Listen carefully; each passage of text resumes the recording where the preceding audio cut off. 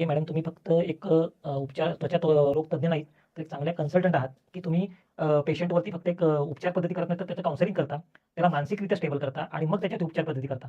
खूपच म्हणजे हे खूप म्हणजे आनंदाची गोष्ट आहे अशा लोकांसाठी, की तुम्ही की बऱ्याचदा स्त्रियांमध्ये काही आजार आहेत ज्याला आपण थायरॉइड म्हणतो. थायरॉइड किंवा तरुण मुलींमध्ये हल्ली जो दिसतोय पीसीओडी. अच्छा. तर तो जर पीसीओडी त्याच्या पण वेगवेगळ्या स्टेजेस आहेत. तर काही रुग्णांमध्ये ती हिस्ट्री आम्ही तपासतो की त्यांना असा काही आजार आहे का पॅरलल. तसा असेल तर ती एक शक्यता नाकारता येत नाही. आणि काही लोकांना जेव्हा 50शी मध्ये जेव्हा रुग्ण आमच्याकडे येतो की मला आत्ताच हे पांढरे डाग उठायला लागले. तर मग त्यांना खूप वर्षापासून डायबिटीस आहे का? किंवा मग दुसरं काही त्यांच्या अ, काही मानसिक रोग आहेत का? मानसिक रुग्णांसाठी काही दिले जातात ती औषधे, ती फार दीर्घकाळ दिल्या गेली का? त्या मेडिसिनपासून काही उत्पत्ती आहे का ह्या आजाराची?